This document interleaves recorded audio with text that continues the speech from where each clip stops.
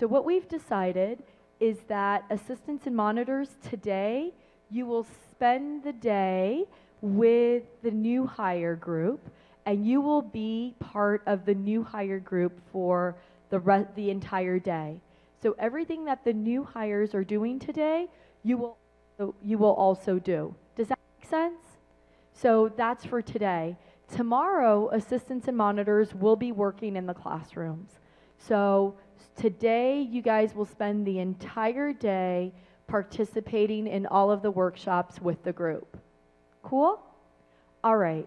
So with regards to one more person that we hired last week and we didn't get a chance to meet, if you are new to Concept São Paulo and you weren't here last week, please stand.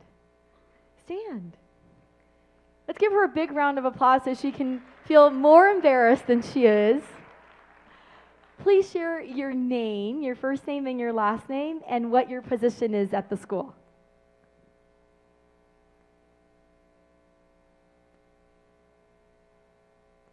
You're going to be an assistant. Awesome. Welcome, Mariana. We're really happy to have you.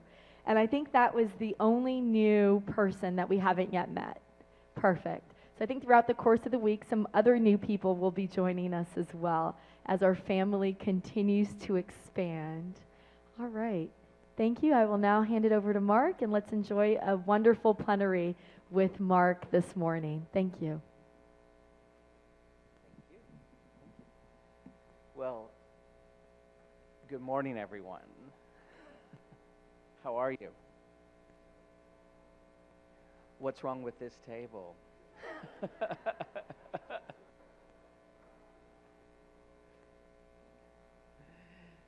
Something's wrong with this table. I'm afraid to stand by it now. You know something that I don't know. No, that's okay. I can come to you. I can come to you. Oh, wow. There we go. Make the table feel good.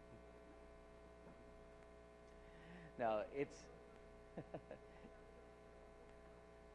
what was wrong with the tables where you were just sitting? No offense to the people that were sitting at those tables. No, it's my pleasure to be with all of you. I know any of you, I met for the first time, really just a year ago at this time, in fact.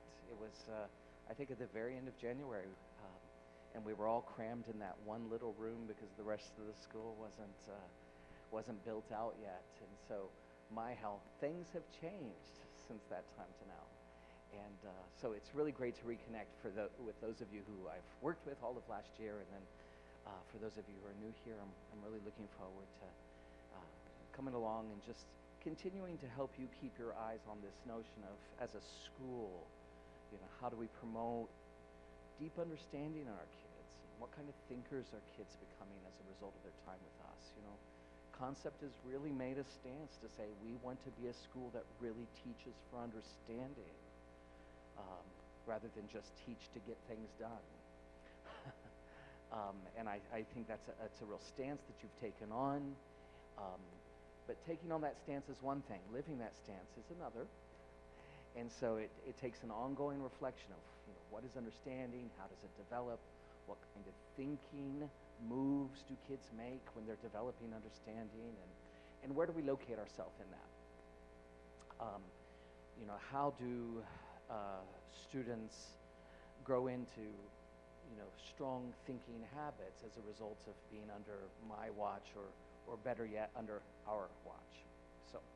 So I'm going to just continue on, I think, the tone that Priscilla and the other leaders have set for you up there. I think that's, I've been to a lot of school openings, and I know a lot of schools that wouldn't set the tone in that such a way, right? Like, what messages are we sending, and really what kind of kids are we intending to reach this year? A lot of other schools just jump right into all the business, the management of schools. So anyway, I just want to carry on with the tone that Priscilla and the other leaders have set for you. So I want to continue on with that, to get us thinking, to get us talking. I've got two doors here, door number 1, door number 2. I need you to pick a door. I don't care which one you pick. You can pick door number 1 or door number 2. There's a new car behind one of them. That's not true. But wouldn't it be nice if it were true? Do you know which door? Who's picked door number 1? Raise your hand. Okay. Who's picked door number 2? Okay. I'd like you to do a little writing first. I love when you turn and talk with each other, but I want you to hold. I want you to get your own thoughts together, down together first, around the prompts that are behind this door. So door number 1, here's your prompt. If that's the door you picked. Why did you decide to work in education? What were your early aspirations? Why do you stay? What keeps you coming back? You could be doing anything else, but something's bringing you back. So if you pick door number 1, I'd like you to get a few thoughts down around that. And if you pick door number 2, here's your prompt. Come December, come the end of the school year, what would you want your students to say about their learning this year with you under your stewardship? Come December, what would you want your students to say about their learning this year with you under your stewardship? With you under stewardship. Sorry, I've messed up the language there, but what do you want your kids to say about their learning with you? I'll change that in just a moment. And just why does that matter to you? So let me go off the microphone for a minute. Why don't you get your notes together before we do any turning and talking?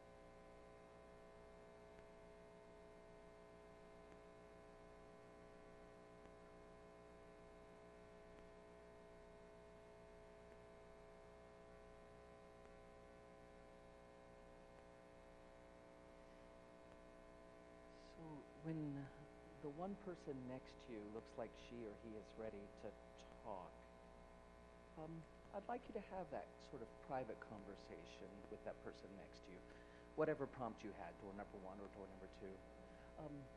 I mean, you're sitting in table groups, and the tendency will be to turn and talk to the whole table because you're facing each other. In this case, I'd like you to resist the urge to do that because I'm afraid that will be very few active people and a lot of passive people, and I just don't think that that's going to be very fun for them or for you for that matter.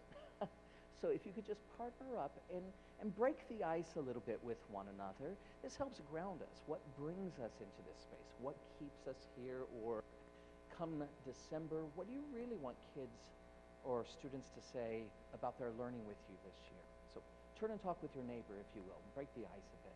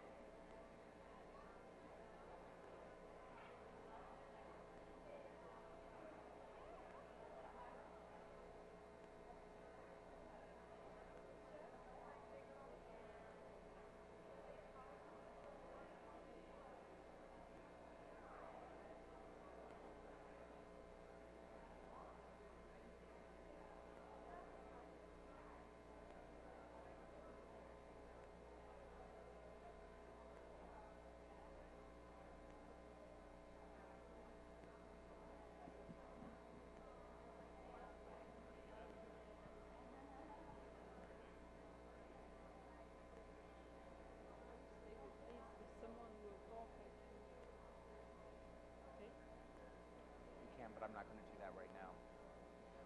Part of you so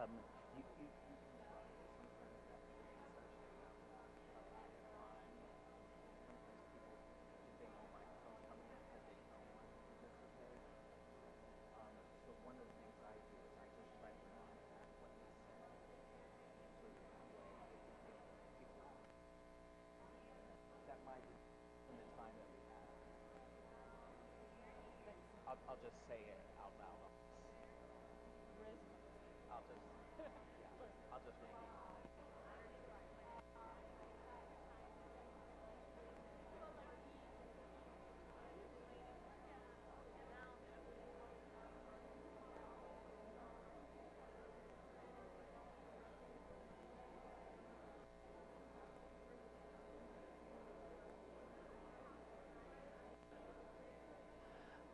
Okay.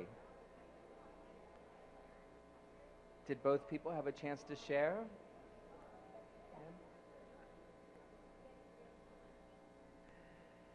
So I'd like to just check in with the group. Did you sufficiently thaw the ice? Did you break the ice? Or do we need to get up on the tables and fall off and do trust falls? We don't have to do that right now? Okay. Well, so part of, to get your voices in the room pretty quickly, I think that's always important. Get learners talking pretty quick. I always think that's a good move for a teacher to make, because the longer silence stays in the room, the inertia of just an object at rest will stay at rest. So getting you talking pretty quickly is important to me. Getting you to break the ice so that we continue to have these reflective conversations is also important. I guess with these particular prompts too, it's, we can have these kinds of conversations before the kids come, but I want you to remind yourselves of what you just said now about 3 weeks from now, or about 6 weeks from now, or about 12 weeks from now, when you're kind of caught in the day-to-day realness of the busy that happens when you're really trying to run a school and teach your children. Just remember what you said in this conversation to keep you grounded. I mentioned one of the things that I've come to admire about Concept is this stance you're taking. Many schools could start off the year talking about, here are the course outlines, here's the syllabus, here's the standards, here's the assessments. But it seems like Concept is always bringing you around. Now, of course, Concept will have to deal with those things too, of course, but they're not starting there. It seems like Concept is asking you to think a lot about what kind of thinking do we want kids to do here? What will the learning be like while kids are with us under our stewardship? What does it mean for us to really develop their understanding? And of course then what curriculum and what scope and sequence and what will the assessments and so on and so forth look like if that's our goal. And I think that's a stance you're taking here. And so in this morning between now and the break, just putting our magnifying glass on that notion of developing understanding. How many of you have been teachers of other kids in prior years? How many of you have ever taught or worked with kids in classrooms before? Maybe another way of saying this, is anybody a brand new, just out of university person? Okay, maybe one, but you must have done some practicum work, right? So all of us have worked with kids before, and so there is this notion and teaching for understanding. Why do they go on and on and on about that? I mean, just give me the lessons, give me the plans, and I'll deliver the stuff. Isn't that teaching for understanding? One could say that. But we're really trying to provoke into this space of just because we deliver the notes, any school can do that. Does that really mean students understand? This question of what does it mean when kids really understand? How do we know when they understand? What kinds of things do we do? What kinds of things do they do that really promotes that understanding? This is the question that we'll always have to keep reflecting on if this is a stance we want to take.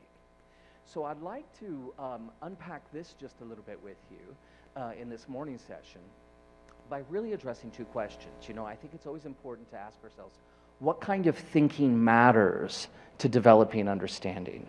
If you've really understood something, then what kind of thinking moves do you make that really help you to understand something? I think the other thing then for us as teachers will always be this question is, well then how do I pay attention to where opportunities for kids to make those moves will exist? Right? If I know there are certain thinking moves that contribute to understanding, then where do those manifest? Where do I create opportunities for kids to make those moves an awful lot? So I'm going to ask you to do something now that might be a little risky.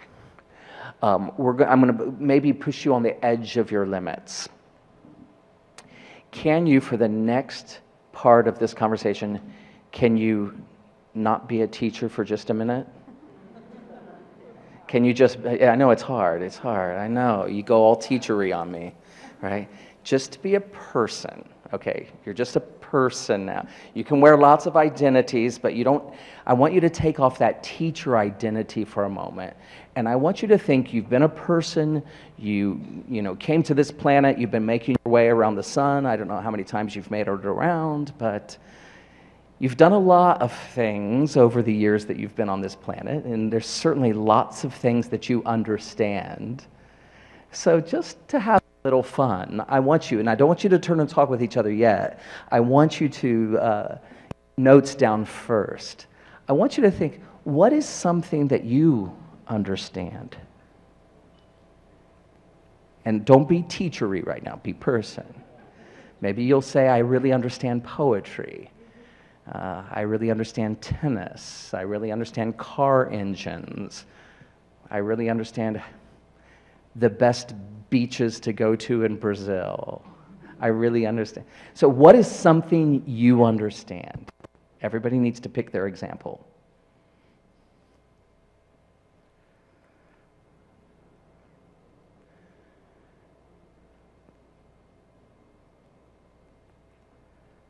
I understand how to find the best bargains. Okay. Whatever your example is, I'd like you to make a quick list, just a bullet point list. How did you get that understanding? Go ahead and make a list. This is something I understand, and then just start making a bullet point list. What are all the ways that you got that understanding? How did you come to understand car engines or wine tasting or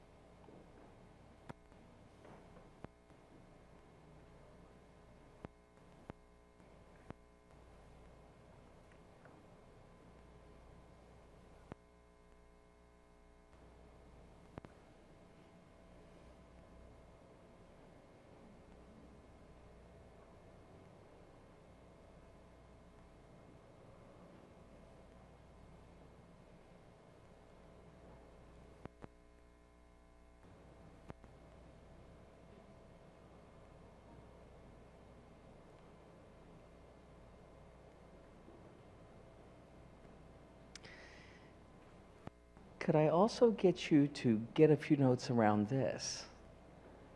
If this is this thing I understand samba because I had a lesson last October. Okay. Okay. How I get that understanding, that's one list. How do you understand? How do you know that you understand finding the best beaches, cooking, poetry? Make a list of how do you know you understand.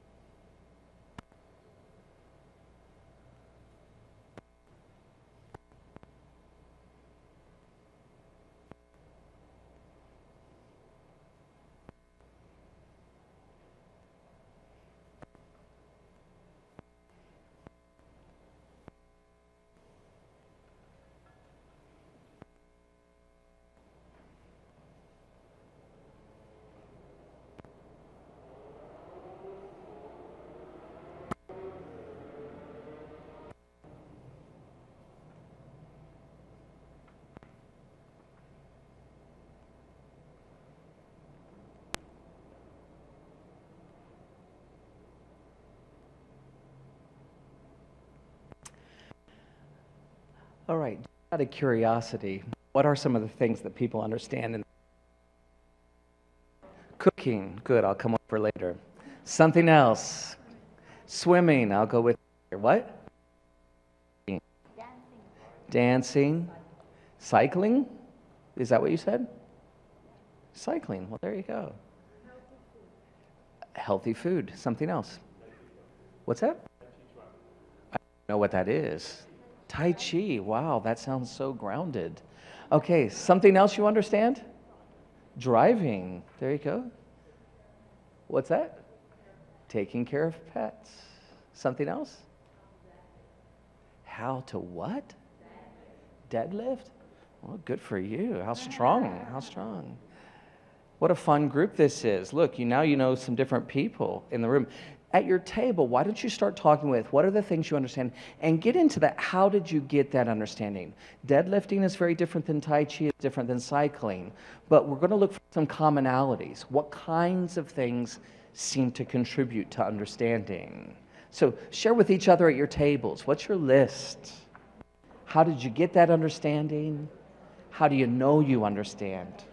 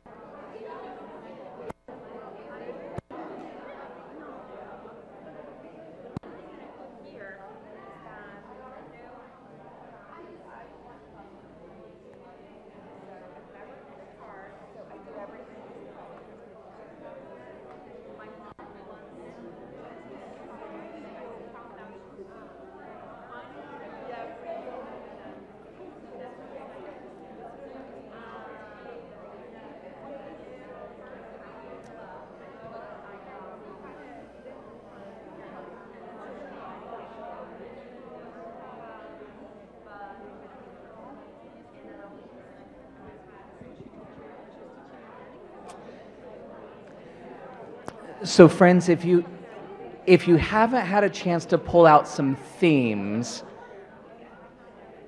talk for a moment, just in this last moment, what kinds of things contributed to the things that you understand?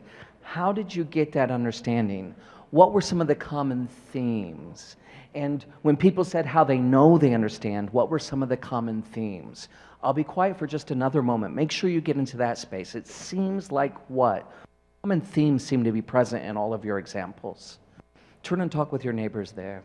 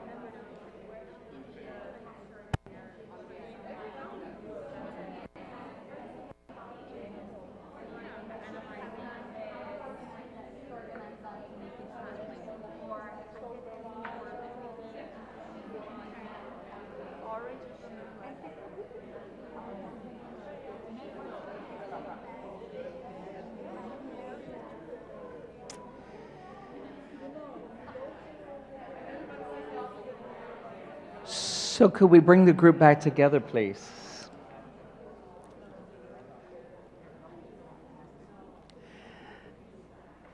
So of course this group understands lots of things, from cooking to different sports activities to travel, various hobbies, learning languages.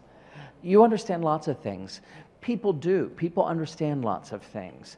I'm interested in us really getting in this space. Well, then what seems to contribute to the things that we understand? So as people were talking about the different things they understand, that first question, or the top right-hand question, how did you get that understanding? What kinds of commonalities seem to emerge? Can we start to hear some of those? Yeah. Okay, this element of practice. We were able to kind of get in there and practice. Failing. Say a little bit more about that, Camilla B. I think it's whenever we are practicing, and then there are moments that we're going to get things wrong, and that feedback and then having to try again and again. I think Did other people have an element of failing? But it wasn't just the failing, it was the failing with the feedback. The failing allowed me to look more closely at something so I could... Okay, please, Julia.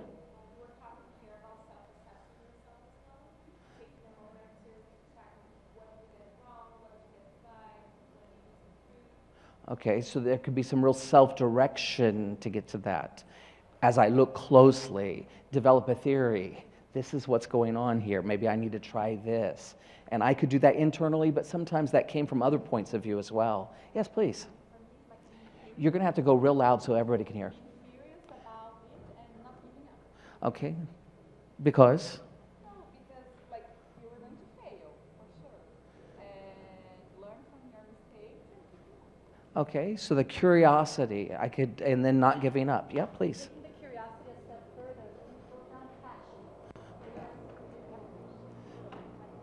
Passion. It's a desire, because you just can remember something meaningful. You have desire to know about it. Yeah. Won't forget, I think. Yeah. You know, when I ask this question in lots of places, how did you get that understanding? The kinds of things you're sharing from the floor and the kinds of things you see on the screen come up an awful lot. We were able to practice it. I was able to look closely at my actions. I consulted people who might be a little bit better than me at that. I got other perspectives. I raised questions, right? My curiosity took me someplace. I tested out ideas. I was able to reason with evidence. I was able to see the big picture, look for connections, look for the details. These kinds of things come up an awful lot. This isn't an empirical list in any way, but it's pretty representative. When people say, when I understood these kinds of things contributed to my understanding. Let me ask this, how did you know you understood? Or how do you know that you understand? We'll keep it in the present tense. How do you know that you understand? What's that? I can show other people how to do it. Yeah. When you have an objective and you fulfill it, for example, swimming, you have to stay alive and go inside another. When I can, I can see that accomplishment myself. I don't need anybody else to tell me. I've made it to the other end and I stayed afloat. That's all right. Yeah. And you know that you don't understand enough. Oh, now that's always an interesting thing about understanding. Often when we understand something, we become very picky, or I was going to say more astute to the fact of here's the part that I don't understand yet, right? There's more for me to understand here. So I understand this. I can work with this. Here's the part to take me to another place. I also believe it becomes easier for you. For example, cooking. I think everyone can do it. And then after a while, you find out that maybe other people need more guidance or it's not so easy. But like when you really find it easy, give me a recipe and I can like figure it out how to do it, even if it's something that I haven't done before. Even if it's something I haven't been able to, haven't done before, there's parts of this I can bring from what I do know, and I can work with this, right? And I can figure it out. I hear these kinds of things when I bring this conversation up to lots of places. You know, I could engage others with the ideas, or I could teach others. I received recognition, but I also knew for myself. I could take that skill into a new situation, like our friend here was just saying. It became more natural, more second nature. I could solve new problems, right? When I was faced with something unfamiliar, it wasn't like I had to start fresh, but rather I could really draw upon what I already had in my wheelhouse. I'm not just having this conversation with you just to have a little warm-up or a touchy-feely sort of party game here. What I want to start illustrating for us collectively and publicly here is the multifaceted nature of understanding. I mean, I don't know that there's going to be a school in this city or any other city in this country or worldwide. Of course I want my kids to understand. I think everybody wants kids to understand. But sometimes understanding in schools gets framed in a certain way. I'll teach this, you tell me back exactly what I just told you, and then I'll say you understood. That happens over and over again. Not because people are evil or nefarious.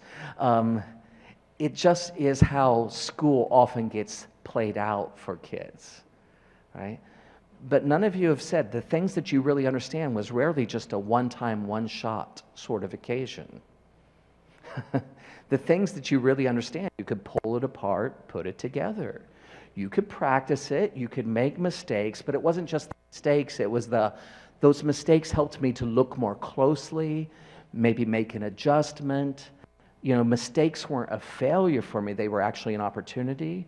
But think about how mistakes get handled, let's say, in traditional schools. You know, it's -5, it's -10, it's demerit, so on and so forth.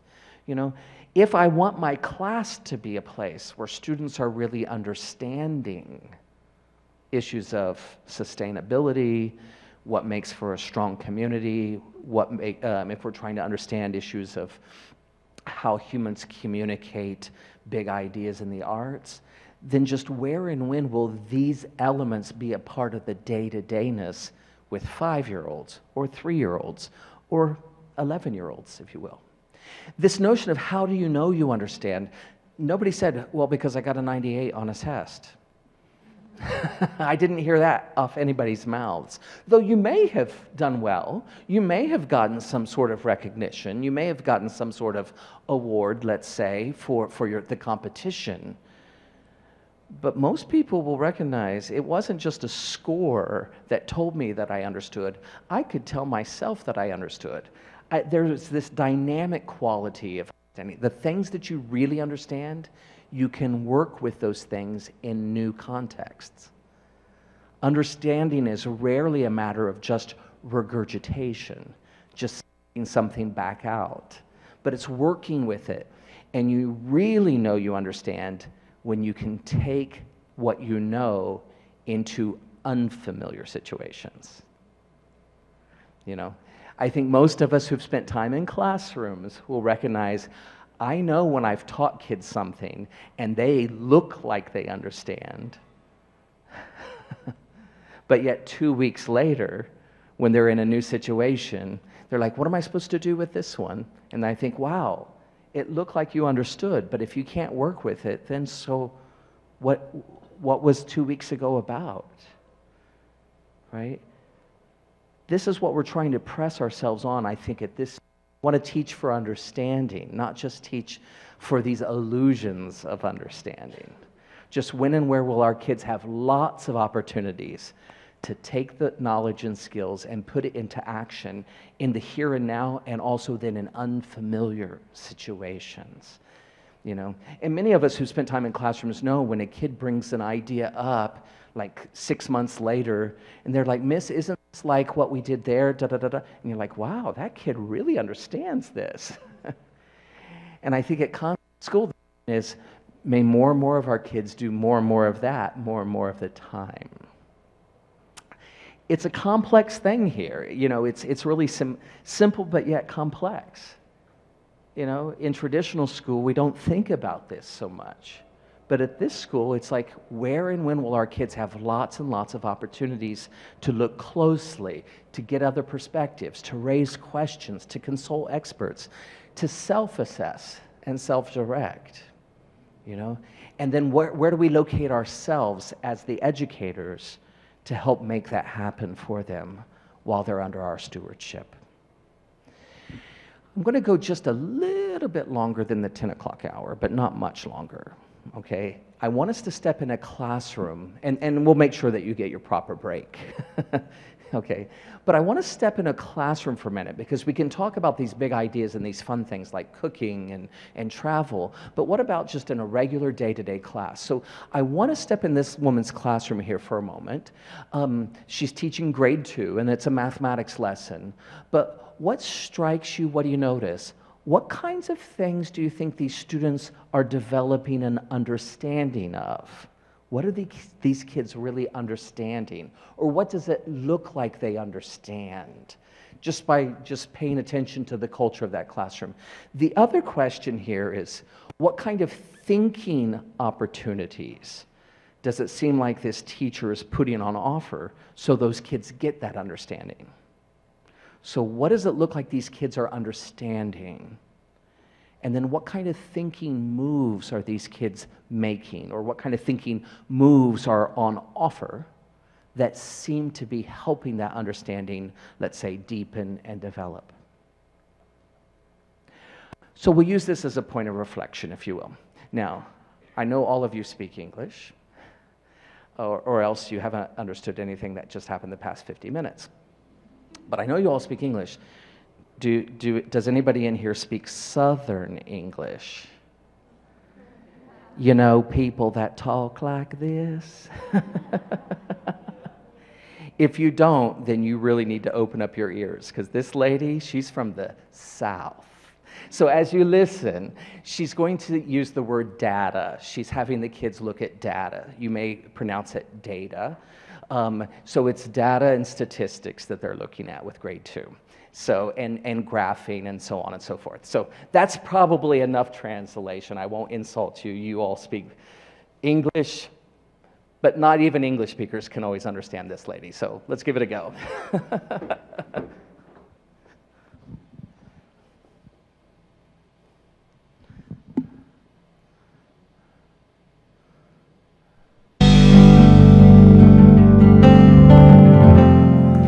I have always had to teach young children how to gather and analyze data.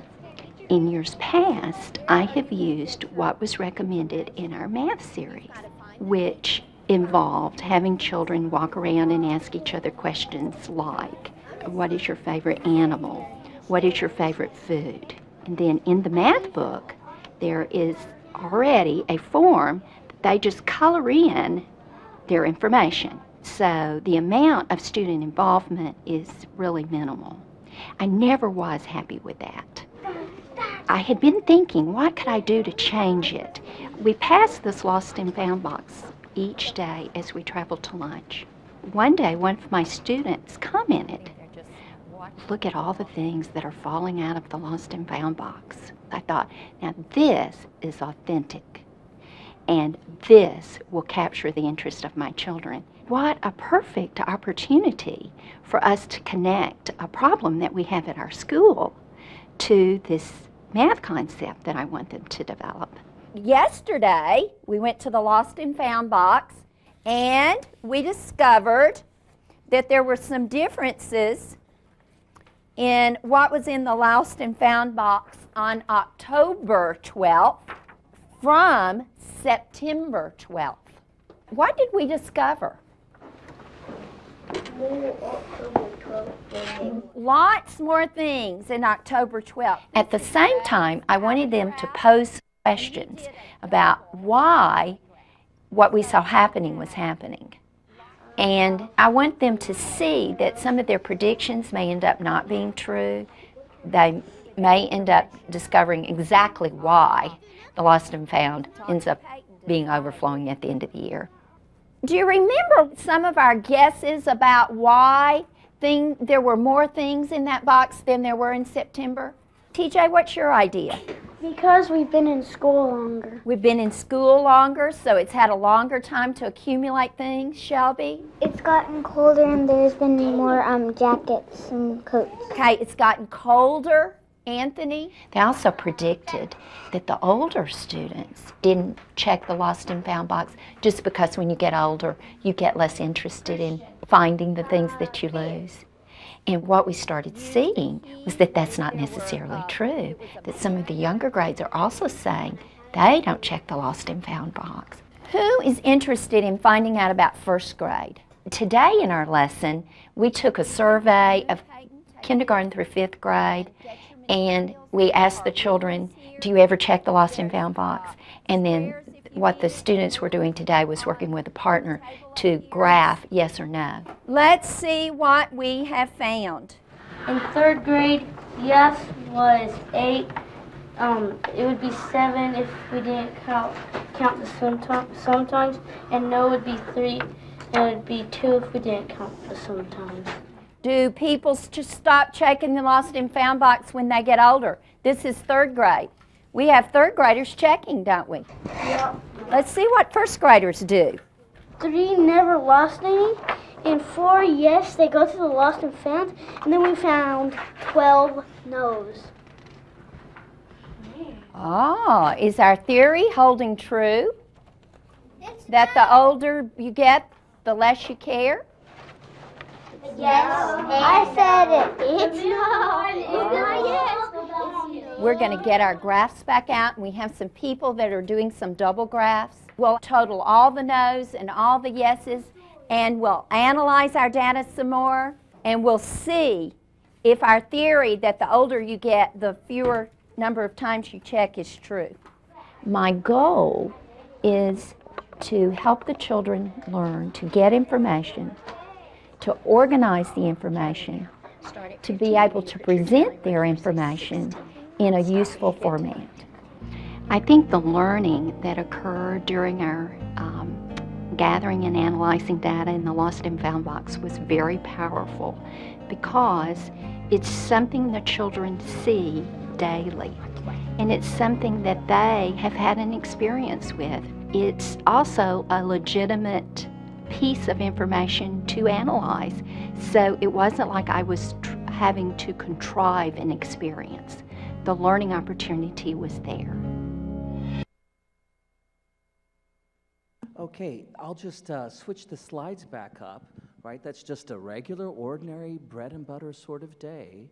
But I'd like you to really think about it in terms of teaching for understanding. So, what struck you? What did you notice?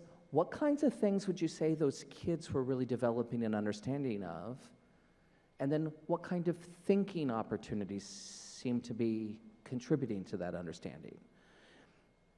You might want to think about it this way. When you think about, like, what was her content, the big idea, what skills, what objectives? Maybe some of you have planned like that before. Students will be able to, you know, I know Concept has a certain way of doing that. Maybe in other schools you've worked at, there's a way. But if you had to say, here's the stuff that those kids were really trying to understand, what would you surmise? But then on the thinking front, what kind of thinking moves did it seem like those kids were making to help them build that understanding? So turn and talk with your neighbors there. Just maybe pair up rather than the whole group at the table, and I'll come back in a few minutes.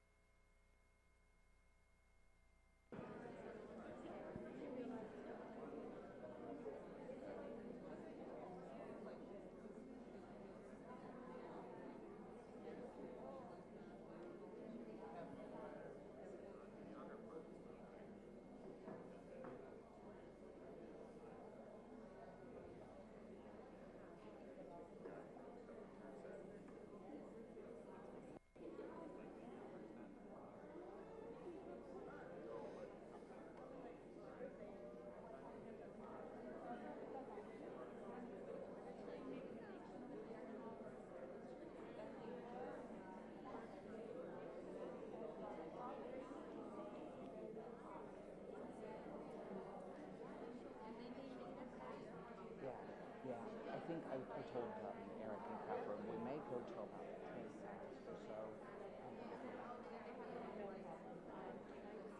When you end, can I just make a quick announcement? Sure, I'll turn it back over to you. So, friends, can we talk together as a whole group?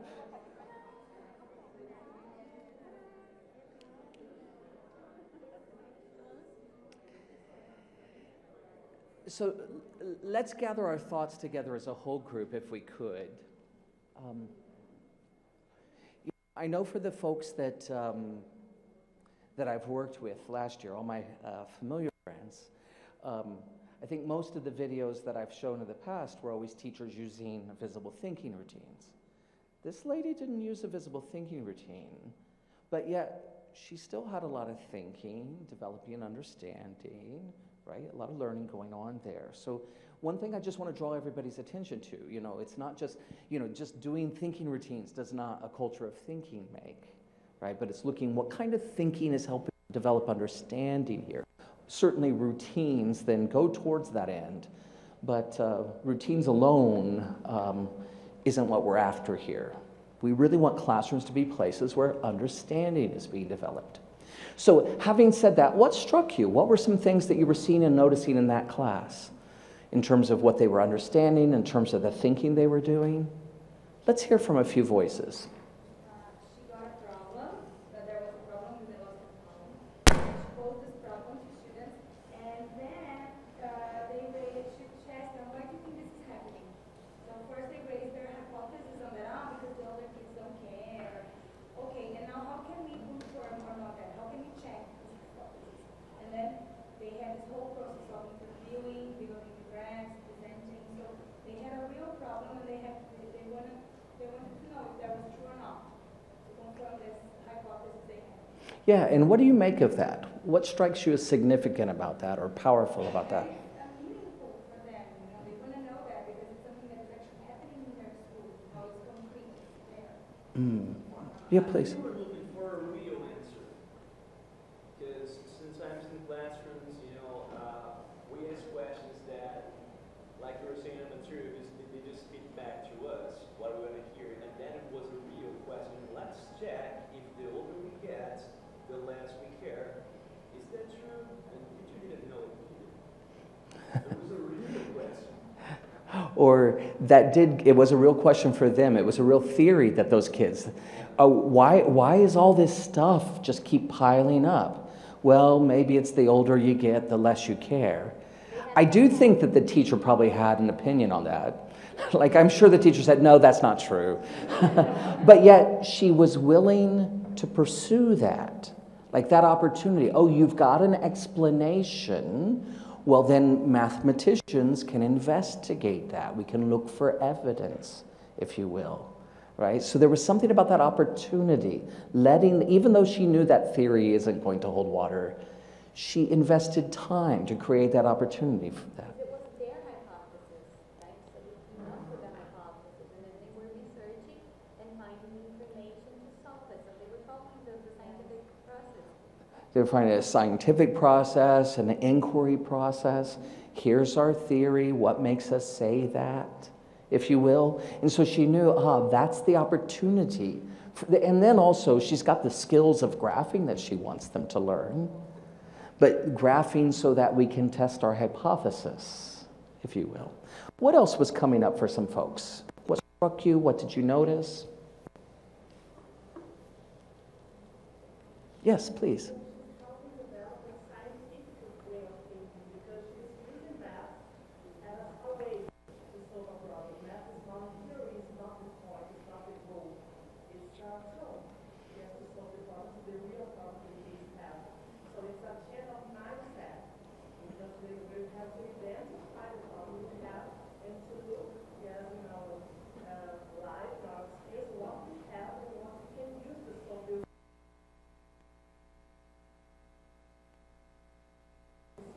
Yeah. Right, and that's a very different shift. If you think about traditional schooling in lots of places, we get kids to look at math. We get them to look at science. We get them to look at history. Here she's getting them to look with math, look with science. Do you see what I'm saying? So rather than just looking at mathematics or learning about mathematics, they're learning with mathematics. They're learning with, rather than just looking at, if you will. My friend there, yeah.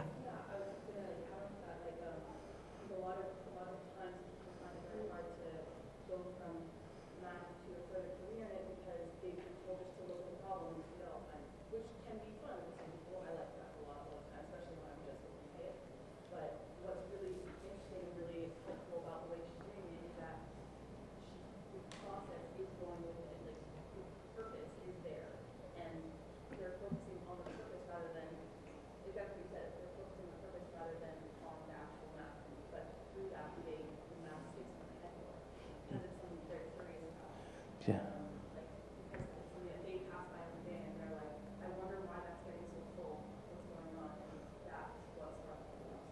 Yeah. So think about that inquiry there. I'm going to start, I mean, there's more to this conversation, and I know I'm going to be here the next couple of days and subsequent times in the school year. But for now, I just want to put this provocation, like if we're teaching for understanding, like what is it that I really want kids to understand? And then what kind of thinking opportunities do we need to have on offer so kids then can get into that space? Some might say on a drive-by of that last video, oh, she was getting kids to understand the lost and found box. But I would argue, no, it had nothing to do with the lost and found box. It was about, she was getting them to really understand what problem can we math? You know, where is there a phenomena? Where is there an issue that being able to theorize and build explanations and make it, we can test an idea out, right? Another way of saying it is, what happens next year when the lost and found box gets moved to the back of the school and the kids don't pass it? Now what happens for this lady? She can't teach? If it's all about the lost and found box, well, then it would be one and done. But she will always be able to look, oh, it's these understandings, getting kids to, what's the problem? What's our theories? What's our explanations? How can we test that? Oh, she can do that in lots of places. That's not dependent on, let's say, the lost and found box. So trying to find like what's worth understanding and then what thinking moves contribute to that. This map, for the familiar folks and people who've been at the other campuses as well, you've seen this map. You've seen a different graphic last week, I know, with Priscilla in your work. It might look like a tambourine of sorts. But we were interested early on in our project, and this is where I'm going to wrap up for today. Like when people understand things, they understand cooking, they understand this lost and found box problem, they understand travel, they understand relationship. When people understand things, are there certain thinking moves that contribute to that understanding? Just looking closely, what do we see, what do we notice? That helps us understand things better. Making connections, the top right one. How does this fit? What is that like? Is there a relationship? Making connections helps us. Is there something I've seen before that's like this? I'm in an unfamiliar situation especially. Making connections is a powerful move. Building theories, reasoning with evidence, building explanations, reasoning with evidence. Certainly we saw that in that last classroom.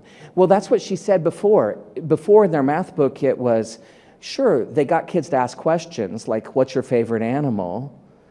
And look, 7, 8-year-olds love to talk about their favorite animals, so there's nothing wrong with that.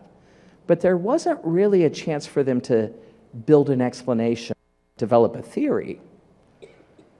What do you think our theory is? Oh, everybody's going to love elephants. No, we found out it's lions. Like you see, it just goes flat there. That's different. There wasn't a chance for them to theorize, really. What's our favorite ice cream? Everybody's going to pick chocolate. No, it was strawberry. Like, it doesn't go anywhere. But in this case, there was something real about, we've got a theory. The older you get, the less you care. Well, then let's ask. Let's test that out, if you will. Looking at things from different perspectives, wondering, uncovering complexity. I guess I draw your attention here and this is the last thing I'll say for now, but it's not the last thing I want to say. If Concept, all 3 campuses, if this organization wants to be a place that teaches for understanding, then there's always going to be, what is it that we really want kids to understand? I think that's always going to be a heart and soul of conversations you have around this place. And then what kind of thinking moves do we want our kids to get really, really good at that's going to help them build that understanding? Right? This becomes the real anchor piece, I think, and the launch pad, an anchor for your reflections and a launch pad for your actions. Also, all of you mentioned things that you understand. And you said you were doing these things, practicing, looking closely, consulting experts. That list right there. When I was looking closely at my actions, when I made that mistake, I was really trying to describe what's there, trying to build a theory. That's what was wrong about that. Let me test that out, right? When I was consulting someone who's better than me, like somebody who's better at snowboarding than I am, when I'm consulting an expert, what thinking move am I trying to do? Either making connections, looking at it from another angle, considering viewpoints. Do you see how that list over there on that Post-it note really is, we did these things because we were making these kinds of thinking moves. So while the graphics, while this presentation or the framing of these ideas might feel new, the nuance of all of this should feel rather familiar to all of us. You've understood things in your own life. What kind of thinking moves did you make to help you understand that? And then what would it mean for my classroom to become a place where we get kids to make those moves an awful lot? So, having said that, guys, we've overshot our time, but we want to make sure that we're treating you humanely. It's 10:15. I'm sure there's some cheese buns. Page queijo over there. We'll go till 10:45, so you'll have your proper half hour. Priscilla needs to make an announcement, and I'll look forward to seeing the newcomers in these front tables when you come back at 10:45. All right, so we're going to go ahead and cut the live transmission so I can make this announcement because I don't think everyone has to hear this. Okay, so here's the deal. We were chatting amongst the leadership team, and this is where I think I've shared with you that we work in a human business, right? That it's impossible for us to count.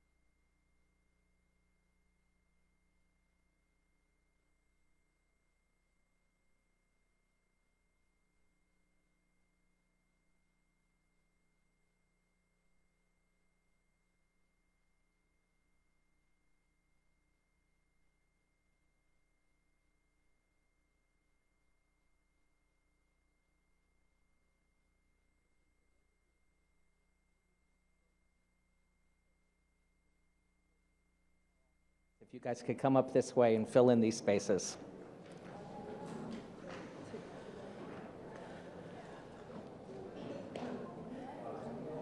How are you? Good, good. Just Saturday, yeah. A little bit, yeah.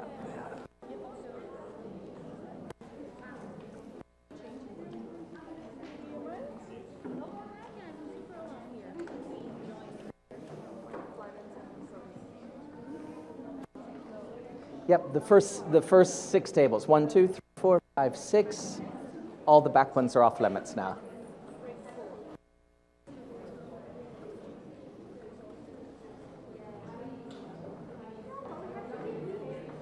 Oh, you're up with the experienced.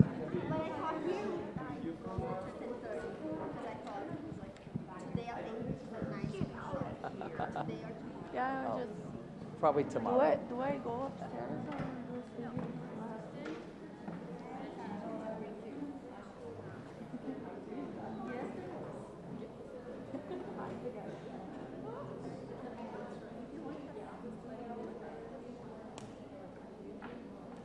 Okay.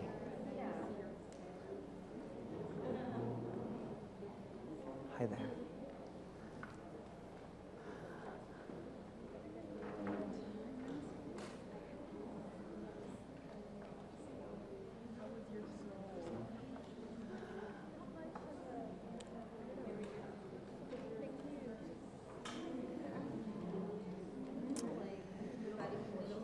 All right. Hello, everybody. I think we'll make a start. I know some of your faces are familiar. That's because you've been you're an assistant already here, but most of your faces are new folks to me, so I'm really glad to meet you. Oh, here come some more people. I'll just wait until they get in here.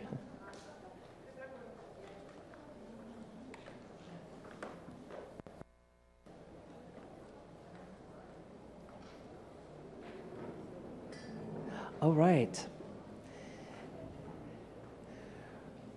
So it's nice to see the familiar faces, and then also for those of you who are newcomers, you know, as Priscilla and I talked about the week, we wanted to make sure that there was plenty of opportunities for the newcomers that are coming new to Concept to have a little bit of a Making Thinking Visible 101 sort of experience. Really, you've been hearing about these ideas. I know that some of you have come to the school because of other colleagues that were already here, maybe facilitated your getting the job that you got. So maybe you've been around these ideas for a little bit, but we don't want to take anything for granted. So this morning, I just want to build on from the earlier talk today, and just, we're only for an hour, so it's the tip of an iceberg. Could I get you to come up to the front table? The back tables are going to be off limits. Yeah, thanks. So just for this hour, between now and lunch, we're going to break at 12 o'clock. We're just going to get into a little space of defining a culture of thinking, if you will.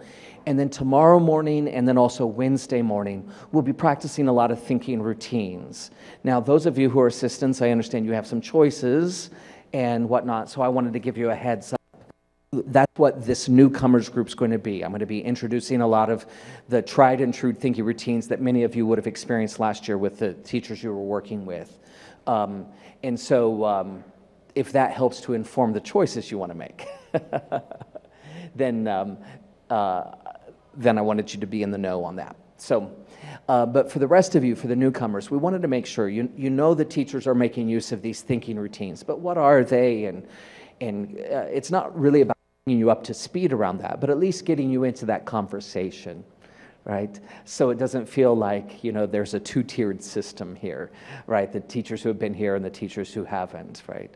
But there is a little bit of a learning curve. So that's our intention, if you will. And so today, like I said, it's just an hour talk here.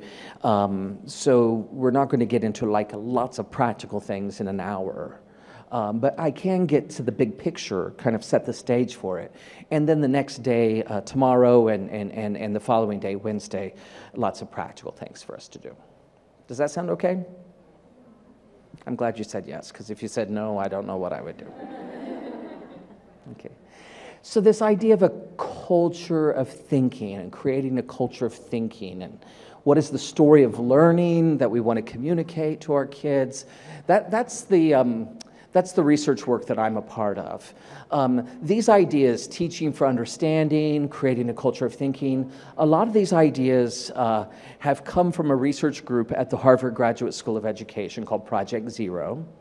At Project Zero, there's a lot of different research projects that go on there. The work that I'm associated with, there's Ron Richart, he's our main researcher, and then he hires people like me onto his project, is really around this idea of making thinking visible.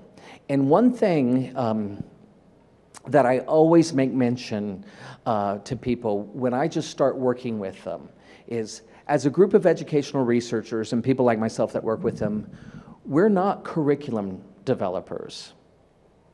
We're not program writers. It's not like we've got this program that we then train people to go do. That's just not our function, right? I don't want to speak bad about people who have that as their function. It's just not ours. So if we don't have a curriculum, if we don't have a program, then what do we have? Well, we have a set of questions. There's certain things that we're curious about. There's certain things we're interested in. And then the schools we wind up working with, that happens because the kinds of questions we're asking and the kinds of questions they're asking share some sort of synergy. So for those of you who are new into this conversation, some of you have heard me give this talk before. That's why I feel a little like I'm being redundant. But for those of you who are new, I just want to share with you the kinds of questions we're curious about. And then you can start to get a lay of the land, if you will, get some orientation. Priscilla's already taken the baton and started running with this conversation here in her opening talk this morning and also in the past few weeks. But let me share with you the kinds of questions we ask in our project. One question we're very curious about in our project is a question about messages, like you heard this morning. What messages are we sending students about what learning is and how learning happens? Not just what messages are we sending kids about what we need them to learn. I need you to learn about such and such topic. Or we're talking about here. Here we're talking about what messages are kids getting about what learning actually is. Right? Like here we are today on campus, and we don't have any kids here, right? It's not the school year yet. But pretend there were students here already, and I encounter a group of students out there in the hallways, and I start talking with them. Oh, tell me about going to school here. Do you like going to school here? Of course we do, of course we do. Eventually, I'd like to get the conversation here. So the teachers of Concept School, do you reckon they want you to learn? Of course they do, the students might say. It's the next question that I'd really like to push into. Okay, so when the teachers tell you they want you to learn, what do they want you to do? What comes off their tongues next is the thing we're curious about. Oh, when the teachers say they want us to learn, what they really mean is this. ... When Mr. So-and-so, when he says he wants us to learn, what he means is he wants us to do this. When Miss So-and-so says she wants us to learn, what she means is this. What is the this? That's the question we're really curious about in our project. Why are we so curious about it? Because that's a student's conception of what learning is. And as a teacher, that's what they're walking into my classroom with. That's how they're operating in the classroom, and that's how they're walking out of the classroom. And how do I ever know what that conception is? You're going to get some new students here this year, right? And they will have been in other schools before, right? Okay, so when the teachers of that school said they wanted you to learn, what did they want you to do? That's what that child's conception is going to be. Oh, when the teachers of my school said they wanted me to learn, they wanted me to do this. I don't know. I don't know what that is, but that's what we're curious about, right? Kids don't have to be with us very long, and they start to figure out not just what they're supposed to learn, but they start to figure out when these teachers say they want us to learn, this is what I'm supposed to do. So you can imagine some of what the kids would say. Oh, when the teachers say they want us to learn, they mean this. It might be very pleasing to your ears.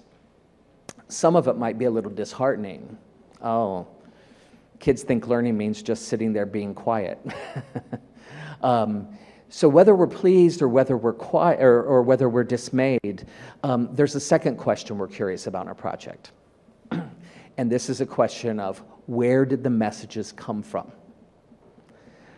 And that's why in our project, and you keep hearing us use this word, we're curious about this idea of culture. You know, how can we take more notice of the culture of our classrooms? How does the very culture help to send the message, this is what's important? Let me ask this group, has anybody here in this room ever had the experience of living in a place or traveling to a place that's different than where you grew up?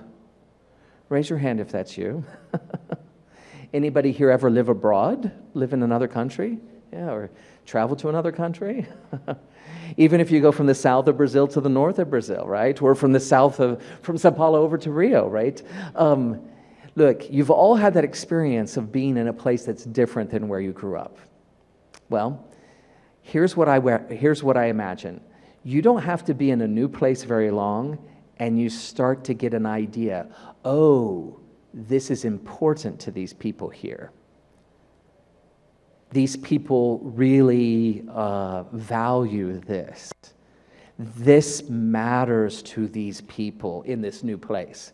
You don't have to be in a new place. If you go to, the north of the country, if you go to another South American country, if you have lived abroad, you don't have to be in a new culture very long, and you start to get a sense, oh, this matters to these people here. These people are crazy about this here, right? It could be very similar to back home. It could be very different. But that's the power of culture. Culture sends a message, this is what's important to us. This is what we celebrate. This is what we convene around. This is what we have holidays and traditions around.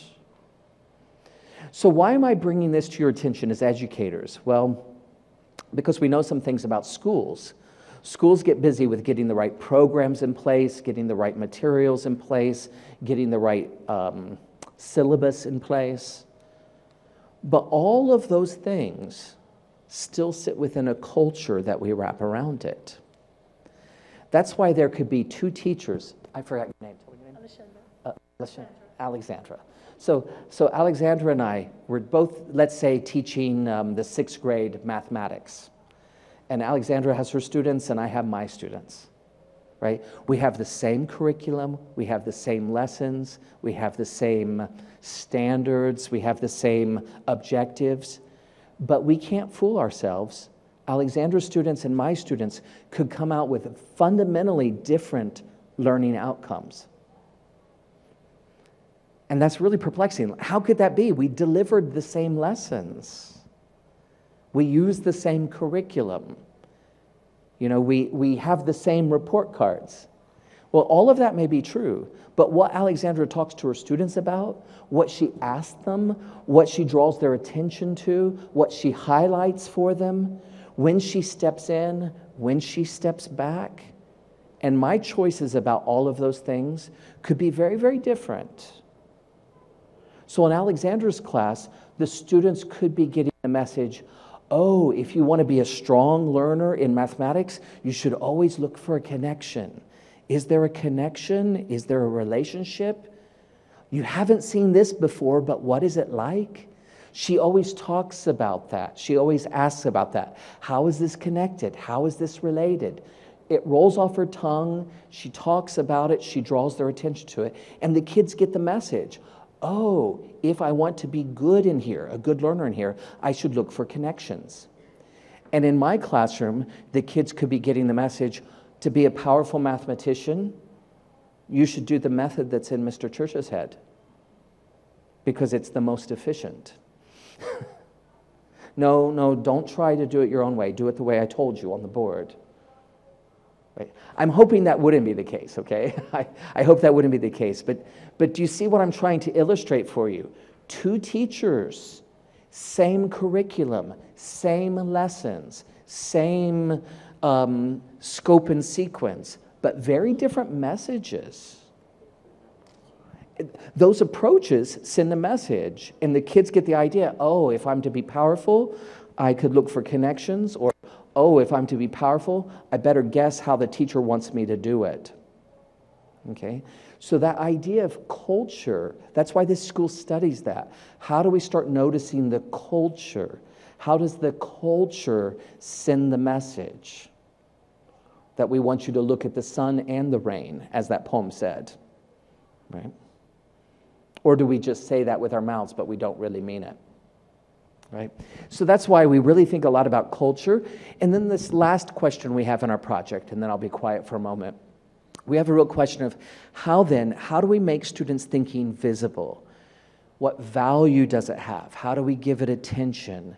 How do we take the thinking, the ideas, the questions, the wonderings, the misconceptions, all of those things that are going on inside our students' heads, how do we make a place for it?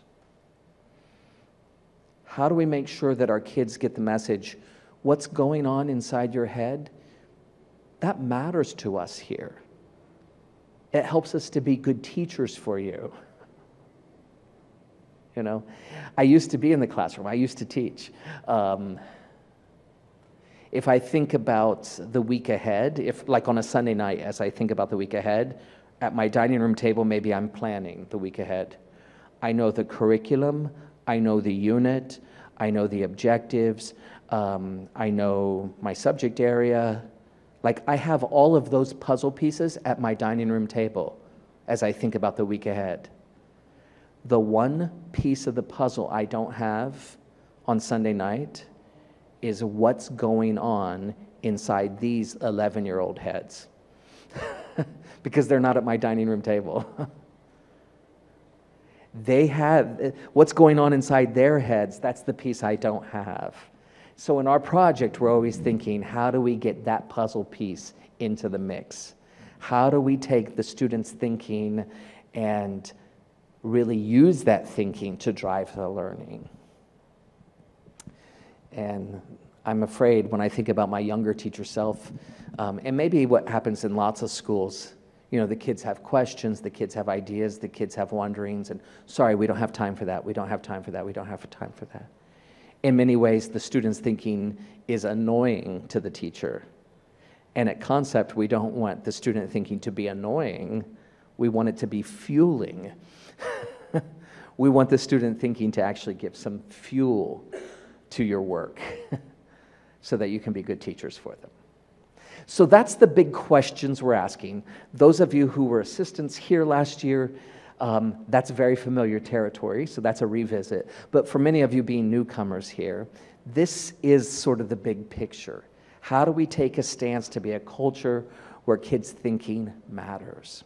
So why don't you turn and talk with your, well, if you go one by one around the table, again, you won't have time for that. So just subdivide, just in pairs. Why don't you talk to the person next to you? What appeals to you? What resonates with you? You must have some reactions, so I'll let you react.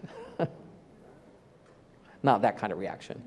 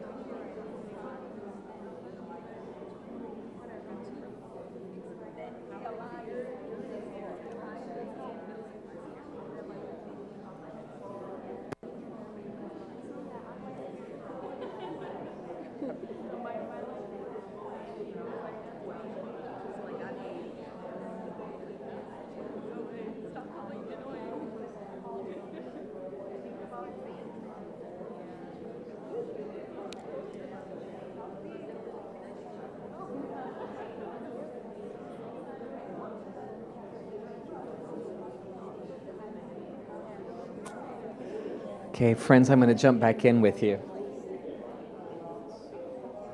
React. So, ladies and gentlemen,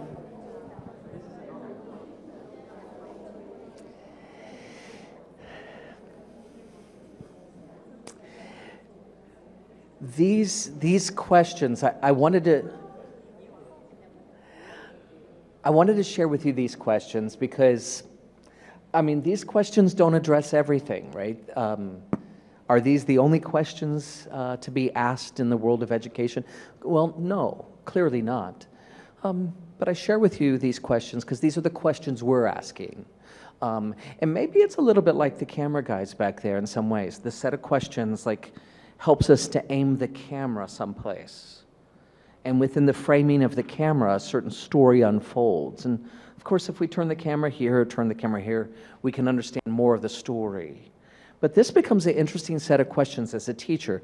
What messages am I sending kids about what learning is? And how do I shape a culture that carries the message? And how do I let kids know that what's going on inside their heads, that helps me to be a good teacher? That last video we watched, what messages was that if that day is what lots of days look like, right? That was just an ordinary day. It was a special occasion. But if we think about the last video we watched, if that day is what a lot of days look like, what messages are the kids getting about what learning is? Not just what are they learning about. They're learning about graphs. They're learning about data collection. But what messages are they getting about learning? Oh, learning is about having a theory and testing a theory. Learning is about looking for evidence, right? How did the culture help to send that message? Well, there was a lot of time for that. There were opportunities for that.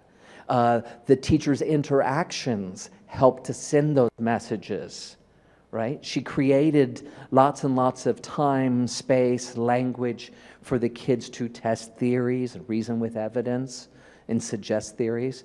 And then how might we make students' thinking more visible? She could have taught that much faster if she didn't listen to their theories. But that was the problem before. What she said, you know, the way she used to teach it, she didn't hear any of their theories, so the kids would do the graphs, but then so what? Not in a meaningful way, or maybe it looked meaningful because it was favorite ice cream, favorite animals, and yes, 7-year-olds and 8-year-olds like to talk about that, but not really dipping into their thinking. They're theorizing, they're testing, they're investigating, they're reasoning, looking closely, uncovering complexity. Right? So that was actually a pretty good message. So it wasn't like she was doing something grand, but yet it's the subtle moves that she made to create a culture, to send messages. Thinking matters here. So you have to go loud. Oh, sorry. It's like the difference between teaching something really fast and having the students learn it really fast. You know, it's like you said, like, oh, sorry, like the teacher. She would have taught it much faster if she just did it simply with like, oh, favorite animals, like that. But by doing a project that was longer and more specific in that sense, the kids it'll stick in their head for much longer than if it was something simpler like that. Yeah, thank you for sharing that. You know, and this is the tension for us as teachers, right? When I have a lot of things to teach and too little time to do it, it's easy just to teach by telling, if you will. But I asked you an hour and a half ago, what's something that you understand and understand well? How did you get that understanding? I got that understanding one time, one shot. It took me 10 seconds. I don't think anybody said that, but rather it was living with it, playing with it, looking closely at it, pulling it apart, putting back together. The things that we really understand and stick with us are rarely a matter of or don't get it. Rather, it's a real iterative process, if you will. And this idea of, well, then what kind of thinking culture do we create that will help kids get that deep, long-lasting understanding? You know? And If you were alone, just by yourself in another kind of school, and again, I hope other schools are doing good things with kids, so I don't want to speak badly of other schools. But you know, if you're just one voice in a school that maybe doesn't value this, it's really hard to chip away at it. I think at Concept, not only do they want you to chip away at it, there's a community of people really working towards that. Doesn't mean it's easy. Doesn't mean it's always going to be sunshine. Sometimes there's going to be some rainstorms too, right? But really taking a stance. How will the kids get the message that their thinking has a place here? So it's not about we come up with more clever lessons than any other school. It's we create a culture for kids to bring their thinking to this place. So this idea of a culture of thinking, I want to go in that space a little bit more. A culture of thinking. That phrase may be new for your ears. You may not have heard that before. Maybe you have, but while that vocabulary may be new, the spirit of a culture of thinking, I'm hoping that does not feel so new. In fact, I need you to go back to that edgy thing we did before. I need you just to draw on your own experiences, and I don't want you to be a teacher right now. I just want you to be person. Can you do that again?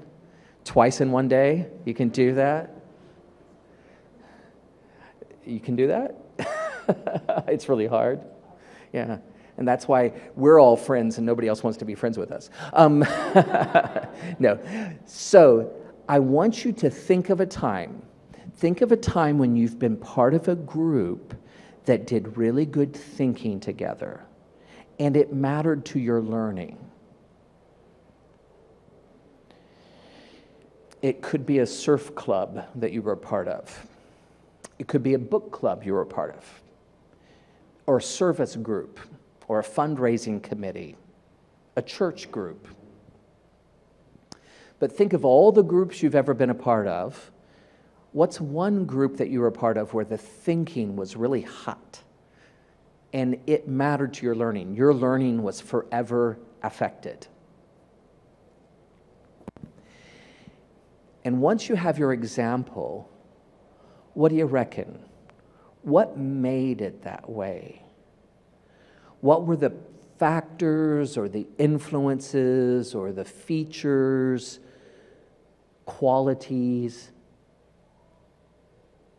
What was it about that group that made it such a good thinking group that mattered to your learning?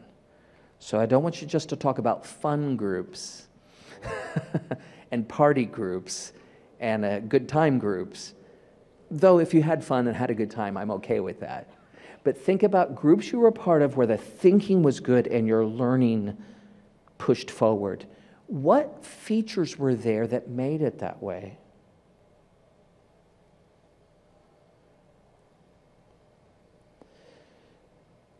Coming up with one example might be tricky just off the cuff, but among the three of you, somebody will have an example, and that will probably get the wheels spinning. So talk as maybe in a group of three, or divide your table in half, and what group were you a part of, and what made it that way?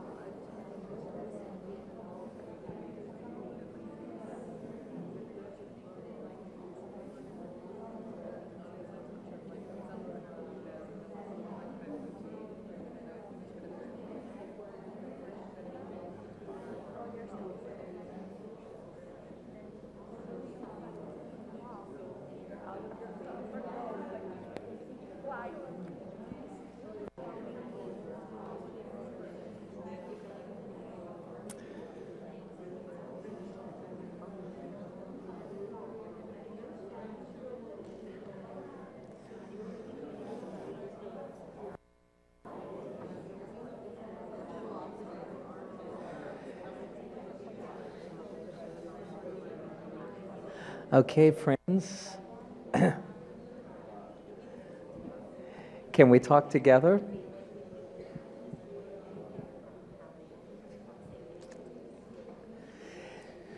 I'm hoping you have had the experience